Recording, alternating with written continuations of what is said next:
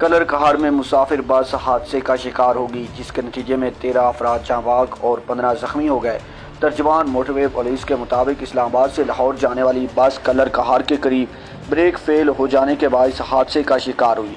इब्तदाई इतलात के मुताबिक जाँ बाग होने वालों में 5 खवातीन और 3 बच्चे भी शामिल हैं, जबकि 15 अफराद जख्मी हैं। जख्मियों और डेड बॉडीज़ को ट्रामा सेंटर कलर कहार मुंतकिल किया गया है। हादसे के फौरी बाद रेस्क्यू टीमें DIG मोटरवे और डिप्टी कमिश्नर चकवाल मौका पर पहुंच गए और इमदादी कार्रवाइयों की निगरानी की। मोटरवे पुलिस के मुताबिक हादसा ब्रेक फेल होने की वजह से पेश आया। मोटरवे पुलिस के भारी नफरी मौका पर मौजूद है और इमदादी कार्रवाइयाँ जारी है। हादसे के नतीजे में जाँ बाग अफराद की तादाद ज़्यादा होने का खदशा है।